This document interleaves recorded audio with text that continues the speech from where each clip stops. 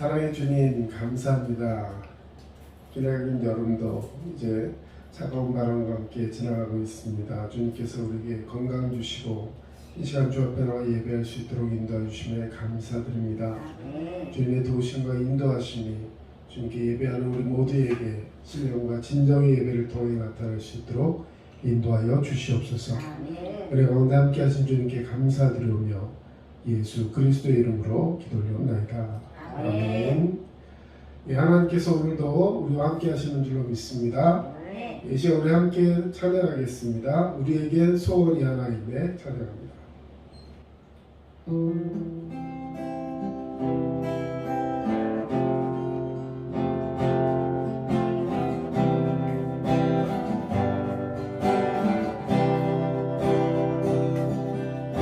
우리에게 소원이 하나 있네.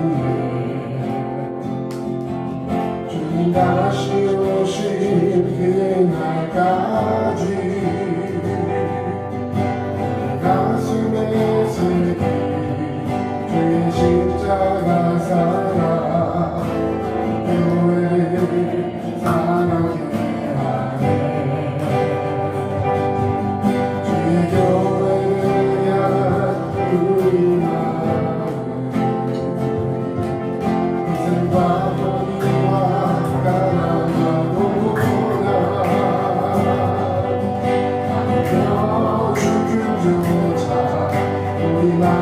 희생과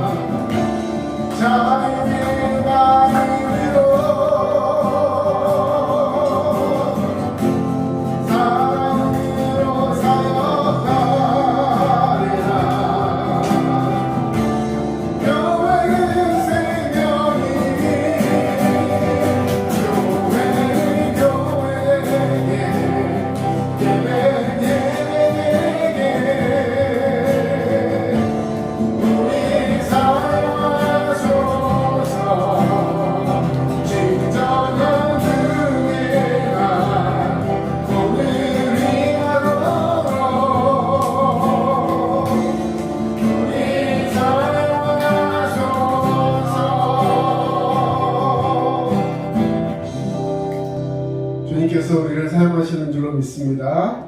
이 모습 이대로 또 주님께서 우리에게 은혜와 능력 주셔서 사용하실 때 주님 앞에 감사하며 나아가는 우리 모든 축복된 성도들 되시기를 주님의 이름으로 축복합니다. 네, 우리 다음 찬양입니다. 하늘을 바라보라 드넓은 저 바다도 온 세상 지으신 주님의 솜씨라. 2절 찬양에 이런 구절이 있습니다. 들에 핀 꽃을 보라 하늘을 나는 새도 만물을 지으신 주님의 솜씨다. 여러분 주님께서 우리를 만드신 작품인 걸 인정하시고 오늘도 주 안에서 자존감 높이시고 믿음으로 승리하기를 주님의 이름으로 축원합니다. 함께 찬양합니다.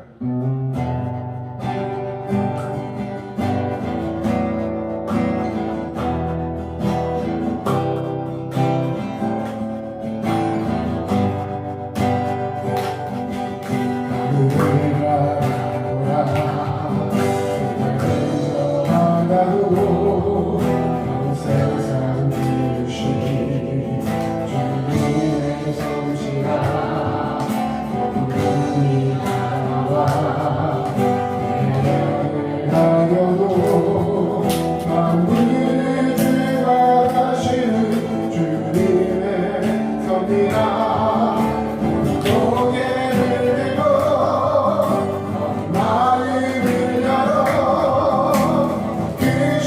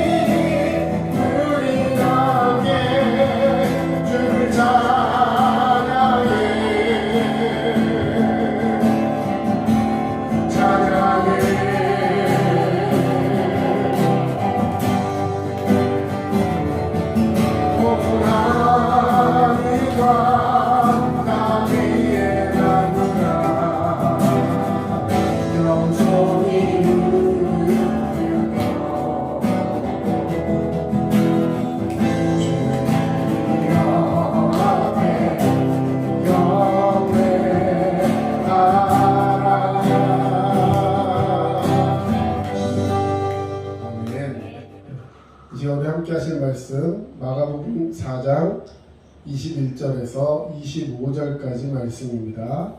예, 우리 같이 읽겠습니다. 4장 21절 시작.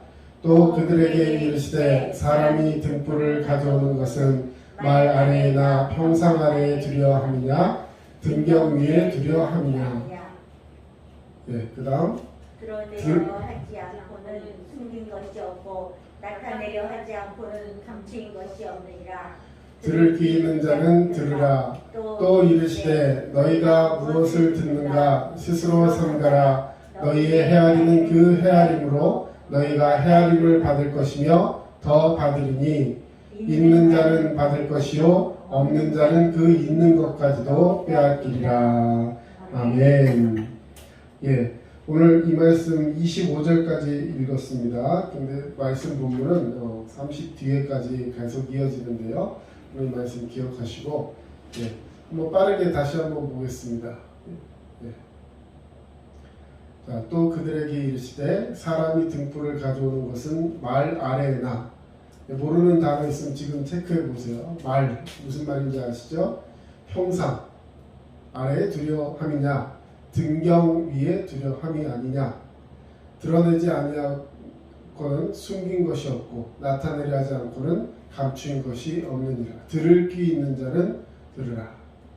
네, 우리 지난 시간에 했던 말씀의 어떤 연장선에 있는 말씀입니다. 우리 지난주에 혹시 설교 제목 기억하시는 분 계십니까? 귀가 있으면 들어야죠. 네, 자, 그런 성령이 교회들에게 하시는 말씀에서 요한계시록에서 예수님 성령 하나님께서 에베소 교회에게 보내는 편지에 관한 말씀이었습니다. 첫사랑을 회복하라는 그런 말씀이었는데 그 말씀에서도 이제 들을 귀 있는 자는 들어라 이런 말을 했는데 여기 마가복음에서도 지금 들을 귀 있는 자는 들어라 라고 말을 하고 있어요. 자, 24절 또 이르시되 너희가 무엇을 듣는가 스스로 삼가라. 들을 귀 있는 자는 듣는데 그냥 듣는 것이 아니라 스스로 잘 가려서 주의해서 삼가라는 말은 굉장히 경청하고 굉장히 뭔가를 굉장히 마음속에 탁 담아가지고 듣는 그런 주의력을 요구하는 것입니다. 너희의 헤아리는 그 헤아림으로 너희가 헤아림을 받을 것이며 더 받을 것이다. 이런 표현이 있고요.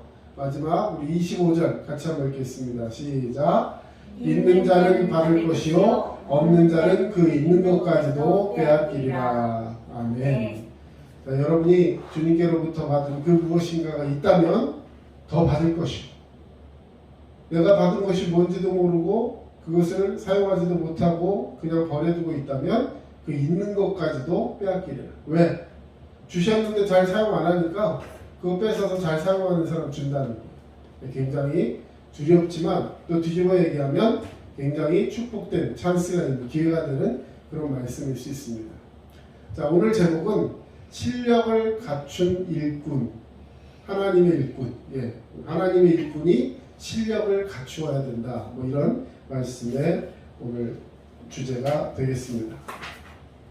네. 자, 믿는 사람이나 믿지 않는 사람이나 이 세상을 살아가는 데 있어서 꼭 필요한 것이 있다면 무엇이 있겠습니까?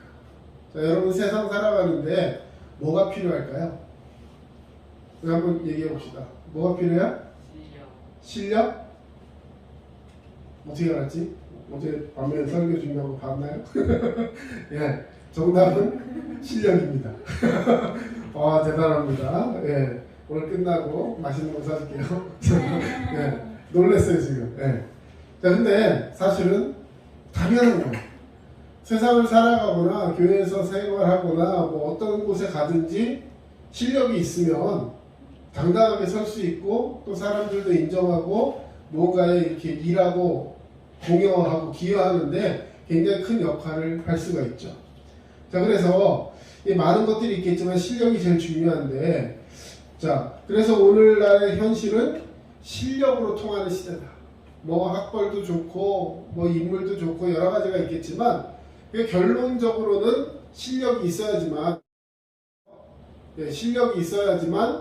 그것을 가지고 하나님의 말씀을 통해서 뭔가를 이루어 나갈 수 있는 그런 사람이 될 수 있다는 것이죠. 그래서 실력이 있어야 가고 싶은 대학도 들어가고, 뭐 실력이 있어야 직장에 가서도 자기 나름대로 입지를 세우고 또 뭐 할 수 있는 그런 시대라는 것이죠. 자, 또 실력이 있어야 하고 싶은 일도 할 수 있고, 실력이 없으면 아무것도 할 수 없는 시대가 오늘날 우리가 사는 시대라고 할 수 있습니다. 예전에는 사실 물론 실력도 중요하지만 이 백이라든지 뭐 요즘도 뭐 통하는지 모르겠지만 어느 대학을 나왔느냐, 혹은 뭐 부모님이 어떤 분이냐, 그래서 예전에 무슨 뭐 영화 같은 거 뭐 네 아버지 뭐 하시노 뭐 이러면서 선생님이 애들 체벌할 때도 뭐 이렇게 아버지 직업을 묻는 뭐 그런 습관들이 있었는데, 요즘은 면접 볼 때도 그런 게 다 소용이 없다 합니다. 블라인드 면접이라서 거기 아예 그 뭐 이력서라든지 뭐 자기소개서에 부모님 직업은커녕 뭐 부모님 이름도 이야기할 수 없고, 심지어는 자기가 어느 학교에 다녔는지도 쓰지 못하게끔 그렇게 해서 정말 그 사람의 실력만을 보고 뽑으려고 노력하는 그런 풍토가 점점 정착이 되어가고 있습니다. 자, 근데 이 실력이 도대체 뭐냐는 거예요. 실력이 뭘 실력이라 할 수 있을까? 결국에는 이 실력을 갖춘 하나님의 일꾼이 됐을 때 하나님께서 우리를 귀하게 사용하실 텐데, 이 실력이 뭐냐 했을 때 그것을 다른 말로 표현하면 힘이다, 이렇게 표현할 수 있습니다. 힘. 말 그대로 이 뒤에가 힘력자예요. 힘력자. 힘인데 어떤 힘이냐는 거죠. 내가 가질 수 있는 힘, 그러나 실제적으로 사용할 수 있는 힘이어야 돼요. 뭐 지식을 예를 들자면 뭔가 머릿속에 가득 들어있는데 실전에는 하나도 사용하지 못한다면 그것은 내 실력이 아니죠. 예를 들어 우리 도서관에 책들이 엄청 많아요. 책이 엄청 많습니다.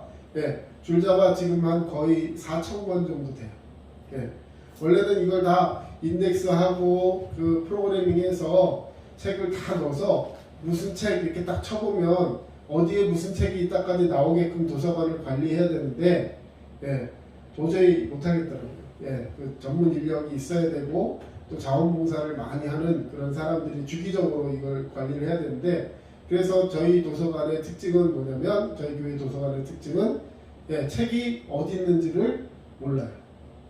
근데 장점이 하나 있어요. 그렇게 되니까 사람들이요 다 뒤져서 책을 찾아봐요. 예를 들어 왜 그런 얘기를 하냐면, 자기가 원하는 책이 있어서 도서관을 찾아와요. 그래서 그 책이 있어요. 보통 그렇게 물어봅니다. 다른 도서관에 오면 검색해서 거기 가서 그 책만 뽑아가지고 가게 돼요. 근데 저희 도서관에는 그런 시스템이 없으니까 어떻게 돼요? 자기가 이 책 저 책 둘러보다가 마음에 드는 책 있으면 그 책을 보게 돼서 책들을 많이 보게 되고, 또 그러면서 어떤 부모 교육이라든지 또 아동사적이라든지 혹은 종교서적 여러 가지 그런 서적들을 어떤 주제별로 아니고 폭넓게 볼 수 있는 그런 기회를 마련해 줄 수 있다는 장점이 있습니다. 자, 그런데 이렇게 책이 많은데, 예를 들어서 이렇게 많은 책이 있어요 하는데 정작 한 권도 읽어보지 않는다면 그것은 나에게 무슨 의미가 있을까요? 여러분, 도서관에 있는 책은요, 이 저기 뭐라고 표현하죠? 거기 헌책방 말고 폐지 파는 곳, 고물상. 고물상에도 못 팝니다. 고물상에 종이로도 팔지 못해요. 누가 팔다가 걸리면 법적으로 문제가 생깁니다. 거기 다 색인이 돼 있고 도서관이라는 이름이 찍혀 있기 때문에 우리 도서관 말고 예를 들어 어디 국립중앙도서관에 있는 책을 고물상에 샀다. 근데 이게 도서관 책이다. 그런 게 나중에 발견되면 그거 다 이게 작물 취득으로 걸리게 돼 있어요. 어쨌든 간에 우리가 보고서 읽고서 내 머릿속에 지식으로 삼지 않으면 그것은 아무런 의미가 없는 중량감 있는 그런 종이 조각에 불과하다는 것이죠. 하나님이 주신 것을 갖되 사용할 때 힘이 된다는 거예요. 자, 오늘 실력을 갖춘 하나님의 일꾼이 되기 위해서 우리가 어떤 것들을 명심해야 되는가 세 가지 짧게 이야기해 보겠습니다. 자, 첫 번째, 하나님의 일꾼이 되려면, 그것도 실력을 갖춘 출중한 하나님이 기뻐하시는 일꾼이 되려면 먼저 받은 은사를 잘 활용해야 합니다. 하나님은 사람을 사용하실 때 그냥 뽑아서 사용하시는 것이 아니라 그에게 합당한 은사를 주셔요. 하나님은 사람을 뽑으실 때 아무나 뽑지 않으십니다. 자, 저와 여러분, 하나님께서 여러분을 예배하는 자리에 세우신 줄로 믿습니다. 아멘. 자, 하나님께서 여러분을 이 자리에 세우실 때 그냥 사람 없으니까 빈칸이나 채워라 이런 의미로 여러분 앉혀놓은 게 아니에요. 하나님께서 많은 곳에, 특별히 이 두드림 교회에 저와 여러분을 보내시고 함께 예배하게 하신 것, 그것은 분명한 하나님의 의도와 목적이 있다는 사실에 꼭 기억하시기 바랍니다. 그리고 여러분에게 그에 합당한 은사, 선물을 주셨어요. 자, 받은 은사를 잘 활용하려면, 자, 먼저 뭘 해야 될까요? 받은 은사를 잘 활용하려면 어떻게 해야 될까요? 얘기해 보세요. 네, 받은 은사를 잘 활용하려면 내가 받은 은사가 뭔지를 알아야죠. 당연하죠? 자, 여러분이 가진 것을 잘 활용하려면, 예를 들어 주머니에 있는 것을 잘 쓰려면 먼저 주머니에 뭐가 있는지를 알아야 되겠죠. 오늘 내가 나가서 쇼핑을 하려고 그래요.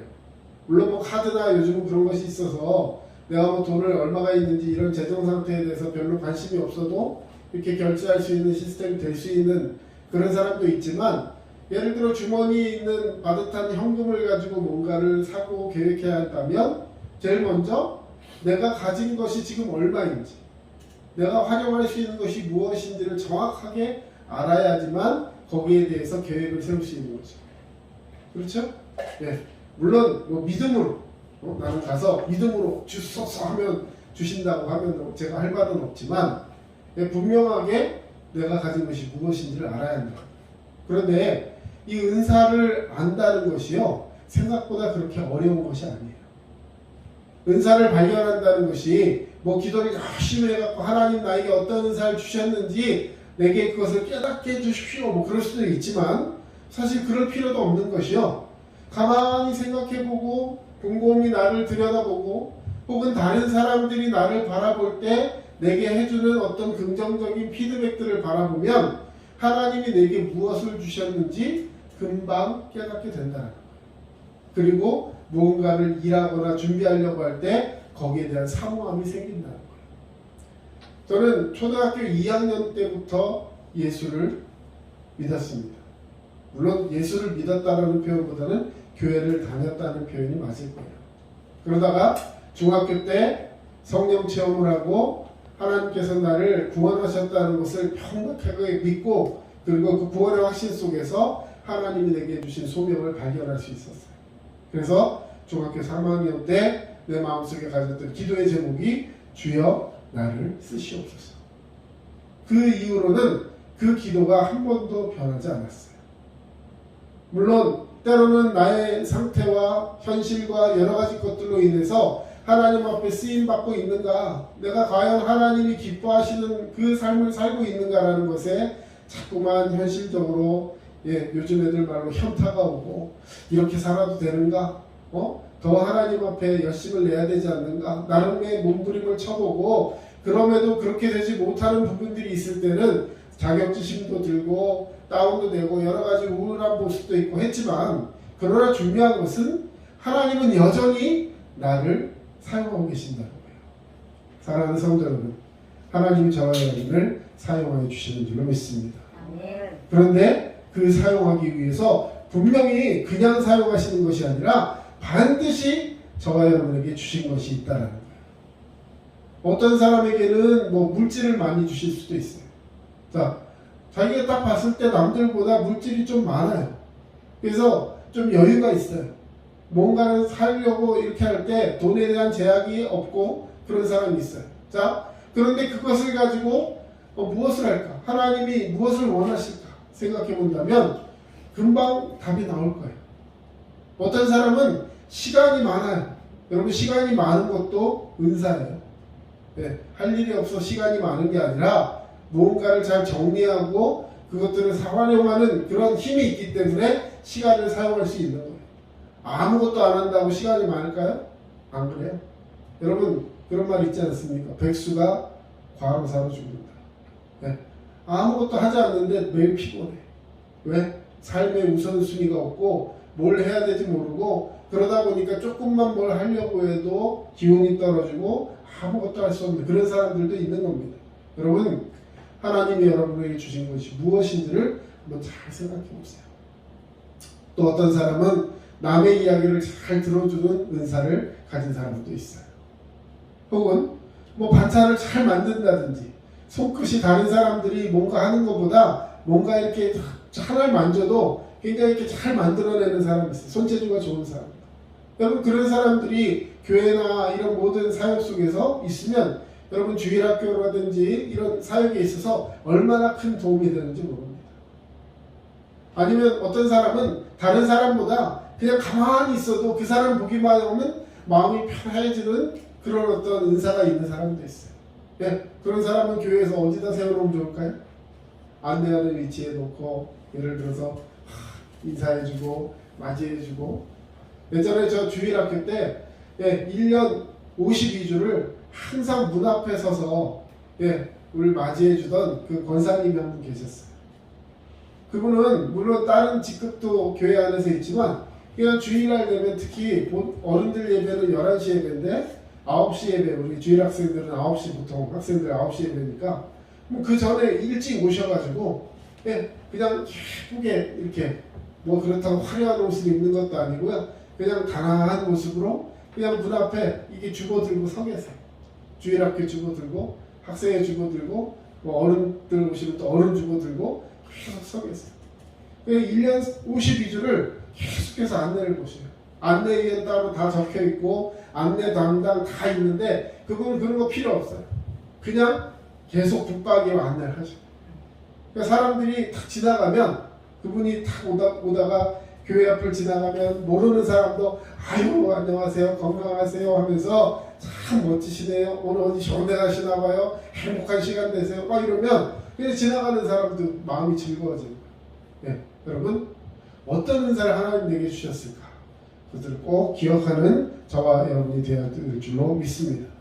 자, 아까 이 실력이라는 말을 이야기했어요. 할렐루야. 여러분, 실력, 이 앞에 실자는 열매 실자예요. 열매 실자.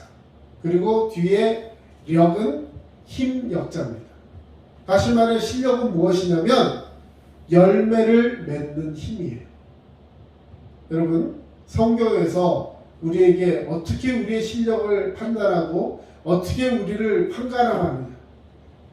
자, 마태복음 25장에 달란트 비유가 나오는데 달란트, 한 달란트, 두 달란트, 5달란트 받은 사람을 어떻게 그 주인이 평가하고 있습니까?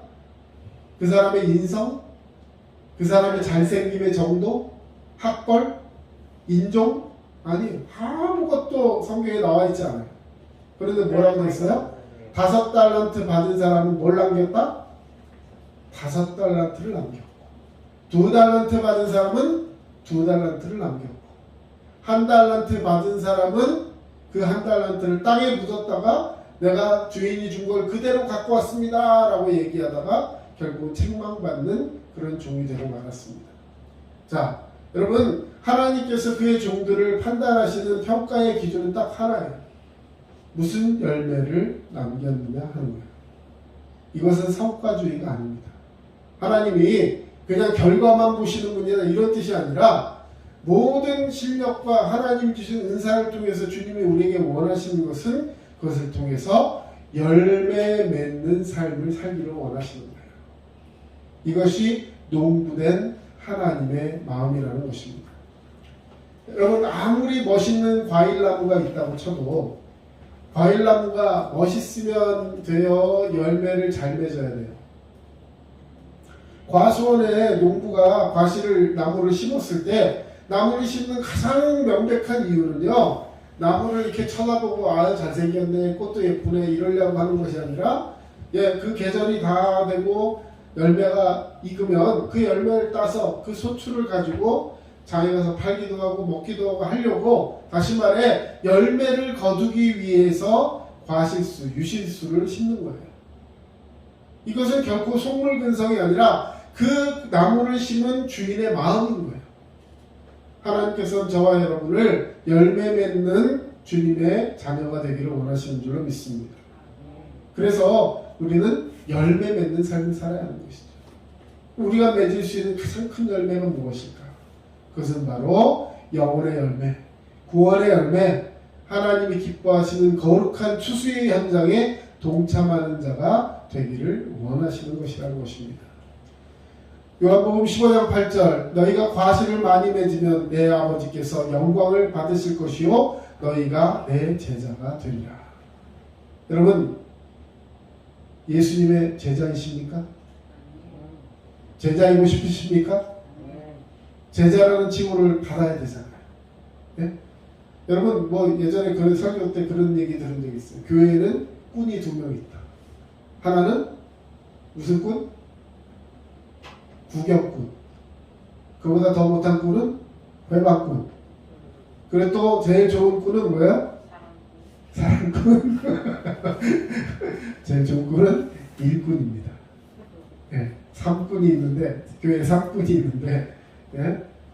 주님께 제자가 되는 것은 뭐냐면 자 너희가 과실을 많이 맺으면 내가 기쁜 거 내가 과실을 많이 맺었으니까 내가 기쁜 것이 아니라 이것이 내 아버지께 영광이 된다는 거예요.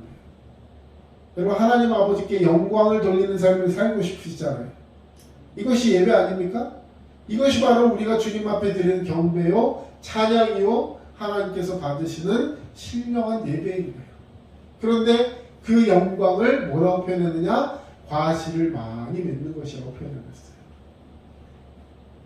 그냥 열매를 못 맺어도 네가 열심히 살았으니까 이런 의미가 아니라 분명하게 우리에게 열매를 요구하고 계세요.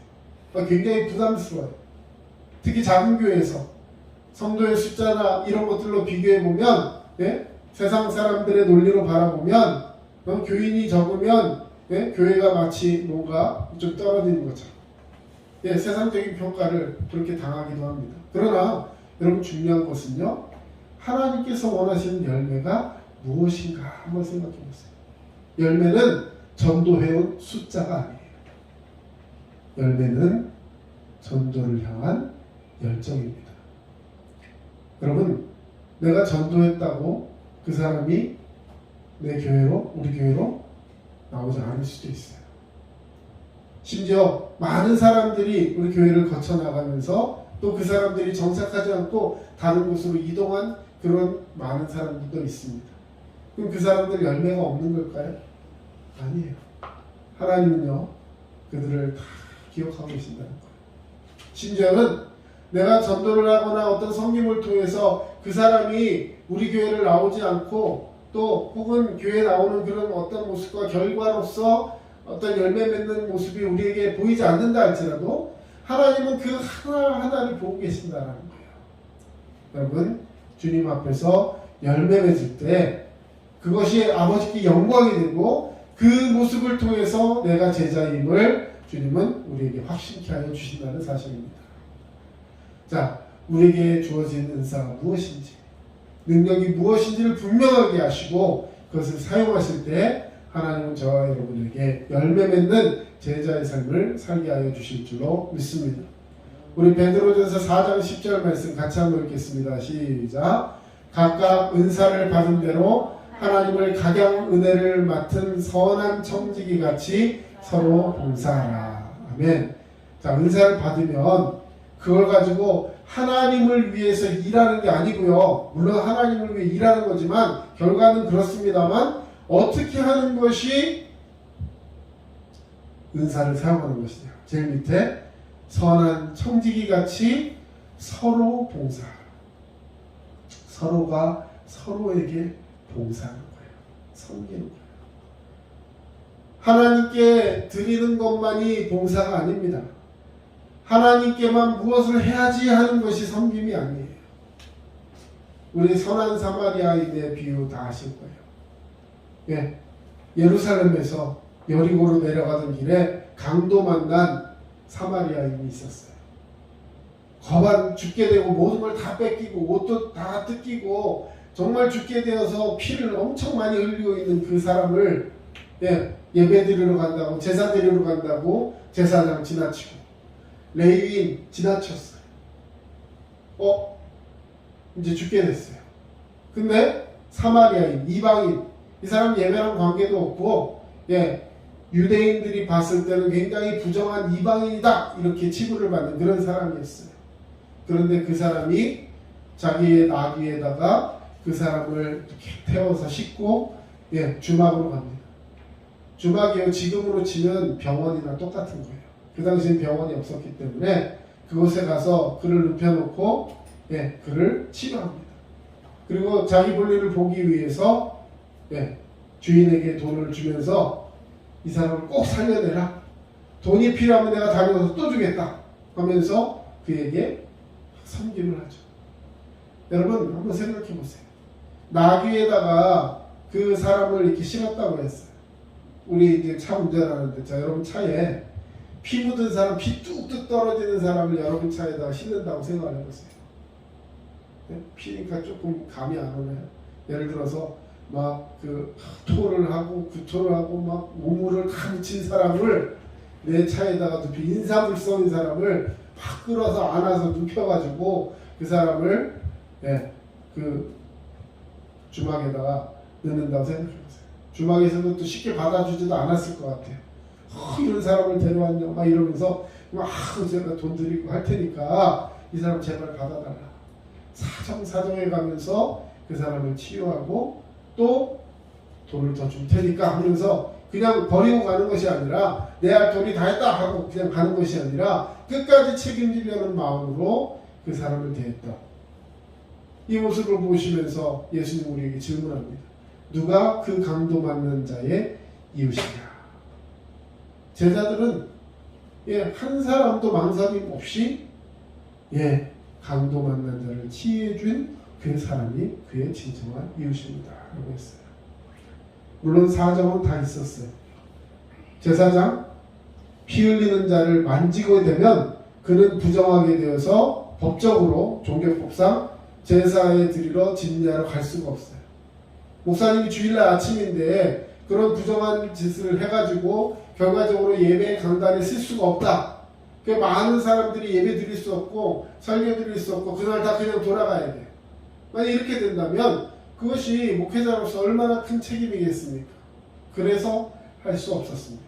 레위인도 교회 예배에 어떤 그런 모든 것을 돕는, 말하자면 성가대, 찬양단 이런 사람들을 레위인이라고 표현하는 거예요.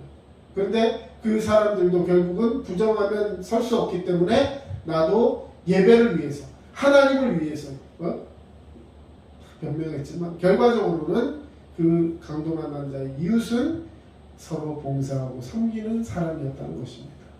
오늘 주님이 우리에게 원하시는 것이 무엇일까요? 여러분, 하나님이 우리에게 열매 맺으라고 하신 것은요, 내가 가진 힘과 내가 가진 시간과 그 모든 것들을 통해서 하나님이 내 옆에 주신 사람들과 그 환경들 속에서 최선을 다하면서 주님께 영광 돌리는 삶을 살라는 거예요. 여러분, 우리가 그렇게 살면 그 사람은, 그 대접을 받고 섬김을 받은 사람은 이렇게 이야기할 것입니다. 야, 저 사람은 좀 남다른 것 같아. 내가 좀 다시 봐야겠어. 정말 귀한 사람이다. 그러다가 예수 믿는 것을 알게 됩니다. 야, 네가 믿는 예수라면 나도 믿어보고 싶다. 그러면서 마음을 열 수 있는 계기가 될 수 있을 것 같습니다. 사랑하는 성도 여러분, 서로 봉사하며 선한 청지기, 맡은 것을 가지고 최선을 다하는 그런 자가 되시기를 축원합니다. 자, 오늘 본문에 보니까 또 그들에게 이르시되 사람이 등불을 가져오는 것은 말 아래나 평상 아래에 두려 함이냐 등경 위에 두려 함이냐. 자, 등불을 켰어요. 등불을 켰는데 등불을 켜가지고 말 아래, 다시 말해서 이 곡물을 죄는 그 돛박, 되보다 더 큰 게 말이에요. 한 말, 두 말 할 때 말. 그 말인데 그 말을 뒤집어 놓고 그 속에다 등불을 넣어놓고 탁 가둬놓을 사람이 있느냐는 거예요. 필요가 없죠. 그러면 등불이 하나도 안 보일 거예요. 깜깜하게. 혹은 또 평상 아래, 평상이 뭔지 알죠? 예, 여름에 이렇게 탁 펴놓고 시원하게 앉아서 쉬는데. 근데 그 평상 아래에다 불을 넣어놓고요. 깜깜한데 그렇게 넣어놓으면 위에 아무도 그 불의 혜택을 볼 수가 없잖아요. 그런 사람이 누가 있겠느냐는 거예요. 자, 불은 어디에다 놔야 돼요? 등경. 등경은 뭐예요? 그냥 불 하나만 해도 밝은데 거기 뒤에다가 이렇게 구리로 만든 이렇게 거울이 달려 있어가지고 반사해서 말하자면 이렇게 촥 빛이 확산되어서 더 밝게 보이게 만드는 도구인 거예요.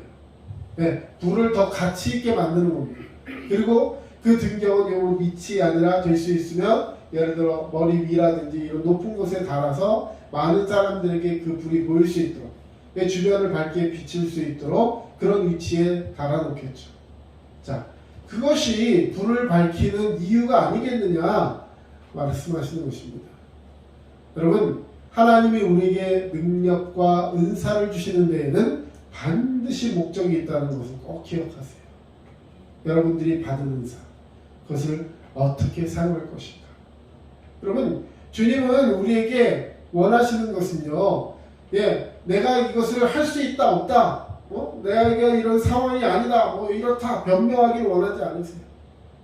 즉각적인 순종을 원하십니다. 24절 같이 한번 읽어주세요. 시작.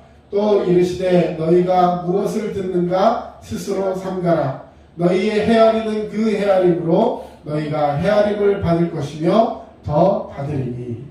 자, 여러분, 이 말씀은 하나님이 은혜를 주심을 사모하면서 열심히 그리고 더 긍정적으로 기쁨으로 축복의 마음으로 하나님이 주신 것들을 헤아리는 자에게는 복이 될 줄로 믿습니다. 그런데 그렇지 않고 나는 뭐가 어떻고 저떻고 하면서 한 달란트 받은 자처럼 마음이 옹색해져서 자신의 옹색함을 스스로 자책하는 것이 아니라 오히려 주인을 비난하면서 주인은 마음이 곧은 자라. 내가 이걸 가지고 혹시라도 원금이나 잃어버리고 사업에 실패하면 안 될 것 같아서 땅에 묻어두었다가 이것을 그대로 주인에게 드립니다. 자, 보소서 주인이 내게 주셨던 바로 그 돈입니다. 누가 그 돈을 그냥 달라 했어요? 여러분, 자, 자기가 헤아리는 그 헤아림으로 그대로 헤아림을 받는다는 거예요. 자, 그런 헤아림을 가졌던 부정적이고 옹색한 마음의 헤아림을 가졌던 자는 그런 헤아림을 받는다는 거예요. 그런 판단을 받는다는 거예요. 그것뿐만 아니라 거기서 플러스 알파를 받게 된다는 거예요. 여러분, 하나님 우리에게 은혜를 주셨습니다. 제가 이런 설교할 때마다 꼭 드는 예화가 하나 있어요. 마중물에 대한 예화. 우리 김정대 집사님 그 펌프 사용해 보셨죠? 펌프. 네, 펌프 사용할 때 펌프 안에는 보면 물이 말라 있어요. 그래서 항상 뭘 넣어줘야 돼요?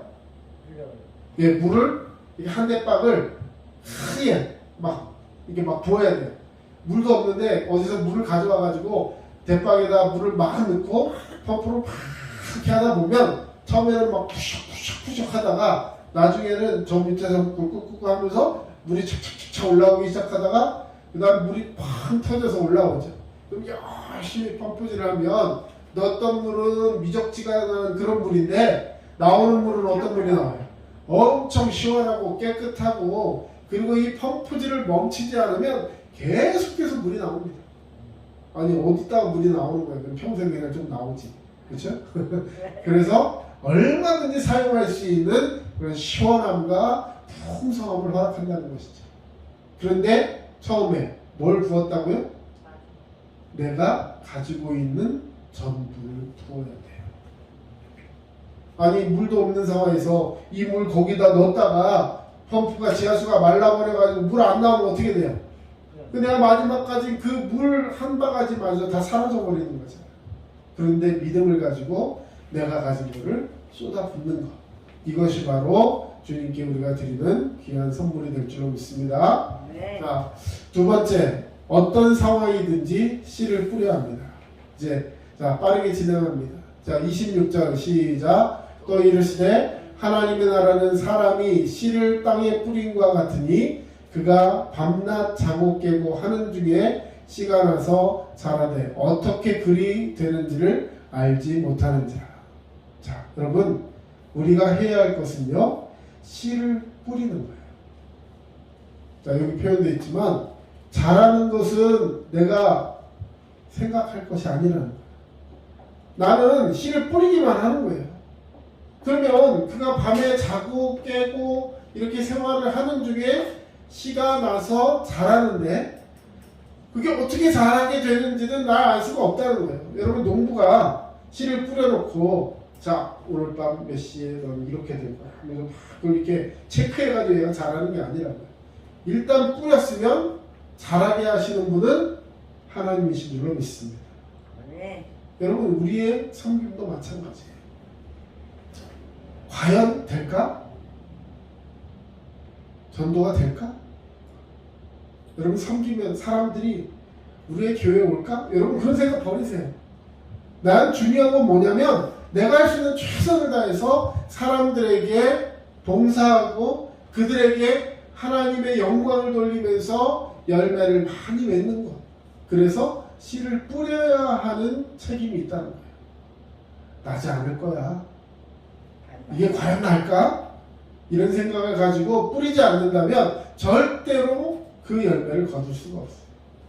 나게 하시고 자라게 하시고 거기서 열매 맺게 하시는 분은 하나님이십니다. 나는 그것을 순종하는 마음으로 뿌리는 것에 책임을 다하는 거예요. 자, 마지막입니다. 지극히 작은 일 하나에도 충성하는 자가 되어야 됩니다. 자, 정리해 봅시다. 제일 첫 번째 뭐였죠? 첫 번째. 제일 먼저 뭐 하라 그랬어요? 받은 은사를 잘 사용하라 그랬죠. 그러기 위해서 은사가 무엇인지 발견해야 된다고 했습니다. 두 번째, 금방 했어요. 뭐였어요? 어떤 상황이든지 씨를 뿌려야 합니다. 그리고 마지막으로 지극히 작은 일에 충성해야 합니다. 나중에 한 방에 뭔가 큰 거 하려고 하지 마시고요. 지금 내게 맡겨진 작은 일에 충성하세요. 충성이라는 단어 제가 굉장히 좋아하는 단어인데요. 충성. 충자. 충성스러울 충자 어떻게 쓴다 그랬어요? 가운데 중자에 밑에 마음심이 있어요. 중심. 마음의 중심이 누구에게 가 있느냐. 이것이 충성이에요. 저 우리 막내 아들의 이름에 정성성자를 넣었어요. 정성성자라는 부스의 그 뜻도 모르고 그 성자를 넣었어요. 왜냐하면 그게 성실이라는 뜻에 사용하는 성자예요. 말씀은 변에 이룰 성. 말씀을 이루는 사람. 어떻게? 진실한 마음으로, 충성된 마음으로 말씀을 이루어가는 삶을 살아가라고 기도하는 마음으로 그 이름을 지었습니다. 여러분, 하나님의 말씀 가운데 충성을 다하는 자가 되었을 때, 이 모든 그 헌신을 하나님은 기쁘게 받아주실 줄로 믿습니다. 자, 우리 마지막으로 오늘 본문 밑에 4장 31절, 32절 말씀인데요. 이 말씀으로 결론을 맺겠습니다. 우리 31절, 32절 같이 읽습니다. 시작. 겨자씨 한 알과 같으니 땅에 심길 때에는 땅 위의 모든 씨보다 작은 것이로되 심긴 후에는 자라서 모든 풀보다 커지며 큰 가지를 내나니 공중의 새들이 그 그늘에 깃들일 만큼 되느니라. 아멘. 여러분, 우리가 이런 목표를 갖기를 원합니다. 내가 작은 일에 충성했더니 겨자씨 하나 정말 눈에도 보이지 않고요, 재채기 한 거라면 다 날아가서 어디 있는지도 찾을 수 없는 그런 아주 작은 알이지만 그것을 심었을 때, 작은 일에 충성했을 때 그 심긴 후에는 그것이 자라나는데, 하나님의 은혜 가운데 자라나는데 모든 풀보다 커지며 풀 정도의 사이즈가 아니라는 거죠. 큰 가지를 내서 결국에는 공중의 새들이 그 그늘에 깃들일 만큼 되느니라. 사막에 그럴듯한 나무들이 없는데 이 겨자씨가 다 자라나가지고요, 거기서 이것들이 새들이 쉴 수 있을 정도의 나무가 된다는 거예요. 그럼 그런데 저 색깔 다르게 해놓은 글자를 주목하십시오. 누구에게 그늘이 된다고요? 공중의 새들. 땅바닥에 널브러져서 게으르고 악한 새가 아니라 열심히 살아가고 있는 새들. 새가 왜 공중을 나는 줄 아세요? 예? 비행하고 드라이브 하려는 게 아니에요. 거기서 벌레 한 마리라도 잡아서 어떻게 해서든지 자기 새끼들 먹이고 어떻게 해서든지 살려고 아등바등하고 최선을 다하는 그런 사람이라는 뜻이에요. 저와 여러분 충성하는 자가 되시기를 축원합니다. 하나님께서 그런 저와 여러분을 사용하셔서 나뿐만 아니라 다른 사람들에게 그늘이 될 수 있는 사이즈로 나를 만들어 주셔서 그를 통해 교회를 세우고 그를 통해서 이 나라 이 땅에 부흥이 들어오게 하고 하나님 나라를 확장시킬 수 있는 사람으로 사용하신다는 거예요. 지금은 비록 겨자씨같이 작은 사람이랄지라도 사랑하는 성도들 그런 믿음으로 승리하는 자 되시기를 주님의 이름으로 축원합니다. 기도하겠습니다. 주님 감사합니다. 오늘도 귀한 은혜 사랑과 믿음으로 살아갈 때 놀라운 축복의 역사를 우리 가운데 나타내는 주님을 발견하기를 원합니다. 주님이 주신 은사대로 살아가게 하시고 복음의 씨를 뿌리며 살아가게 하시고 작은 일에도 충성하는 그런 주의 일꾼 되게 하여 주시어서 실력을 갖춘 하나님의 일꾼으로서 주님 앞에 세워질 때에 하나님께 영광이 되며 주님의 제자로서의 삶을 살아가는 그런 축복이 우리 가운데 있게 하여 주시옵소서. 이제는 우리 주 예수 그리스도의 은혜와 하나님 아버지의 크신 사랑하심과 성령님의 도우심과 위로교통 충만하심이 주의 말씀 앞에 오늘도 믿음으로 승리하는 모든 주의 백성들 머리 위에 이제로부터 영원토록 함께 하시기를 간절히 축원하옵나이다. 아멘.